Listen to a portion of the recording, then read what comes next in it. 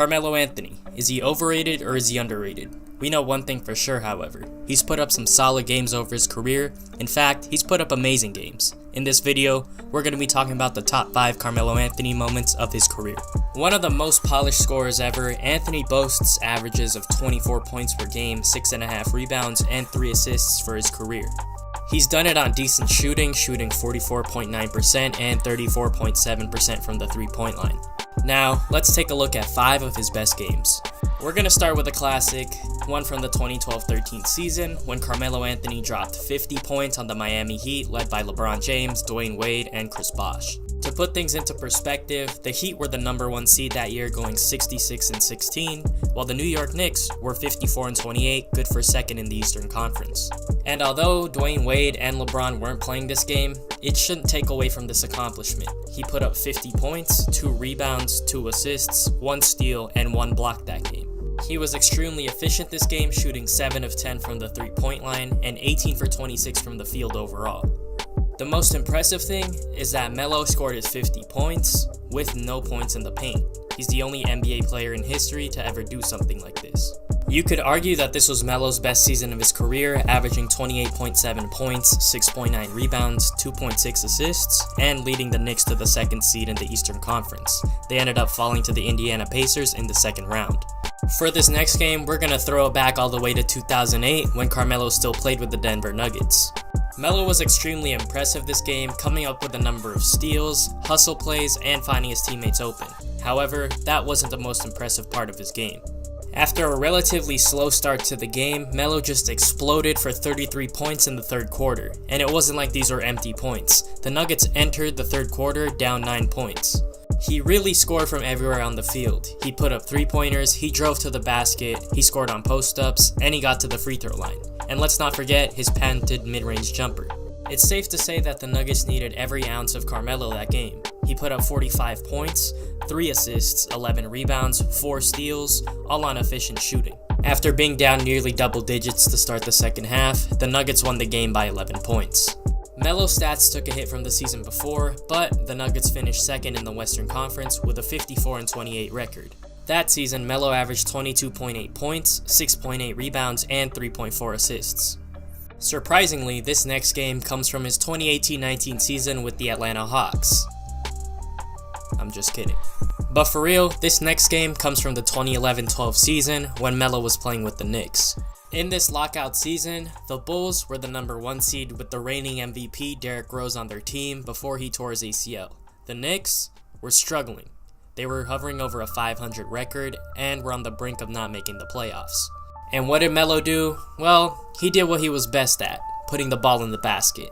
And these shots he was taking weren't easy. He was being guarded by one of the league's best defenses and one of the league's best defensive wings in Luol Deng.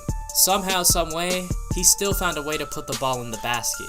Most notably, in the 4th quarter, in the last 2.5 minutes, he had 7 points, including the game-tying 3 from what I would say is 28 feet out on the right wing. And in overtime, more specifically the last minute of overtime, Melo had 5 points, including the game-winning shot over Luol Deng from nearly the same spot. The Knicks ended up winning 100-99. They secured their playoff spot, and Melo put up 43 points, 7 rebounds, 3 assists on 16 of 31 from the field, 4 of 5 from 3, and one of the clutchest games of his career. Let's talk about one of Melo's best playoff games, if not his best playoff game in his career. We're talking about the 2011 playoffs, Game 2 against the Boston Celtics. What's so great about this game is that Carmelo almost single-handedly defeated a Celtics team who made it to the finals just a year before. Amari was out with back spasms, Billups was out, and it was just him on the court basically. There were only 2 other Knicks in double digits, Tony Douglas with 14, but he shot 5 of 16 from the field, and Jared Jeffries, who scored 10 off the bench on 5 of 7 shooting. But it was really all Melo. He put the team on his back and carried them as far as he could. Melo really showed his full offensive repertoire that game. He had mid-range jumpers, he had mid-range pull-ups, he muscled his way to the basket getting and ones, getting putbacks, and hitting 3-pointers. His most notable 3 of the game was over Paul Pierce. With 2 seconds left on the shot clock, he took 1 dribble, pulled up, and hit it in his face. He gave the Knicks a 3-point lead, but unfortunately, they fell to the Celtics.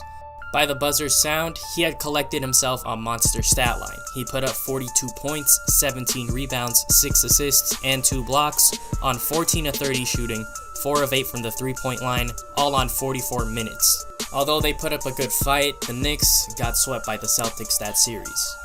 And finally, I think we all saw this coming, what I think is Carmelo's most memorable moment of his career, his 62-point performance against the Charlotte Bobcats.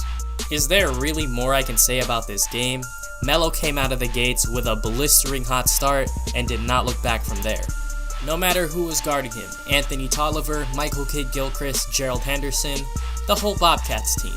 They couldn't stop him. I don't think anyone would have been able to stop him that night.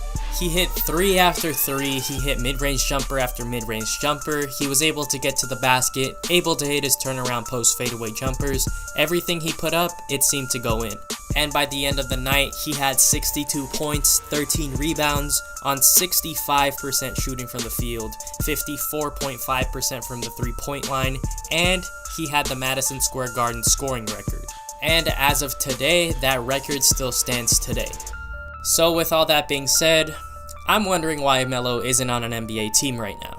He's a really good scorer, he could be a really effective player off the bench. I know he's not what he used to be, I know he doesn't play any defense, but he can still provide some leadership and mentorship to some young players on teams. I could see him being on the Spurs, maybe it's a hot take, I don't know, but if anyone can fix his game, I think it'd be Greg Popovich. Let me know in the comments below. Thank you guys for watching. I appreciate everyone who's still here at the end of the video. Make sure you hit the like button, subscribe, and let me know what you guys thought of the video. But with that being said, have a good day, and I'll see you in the next one.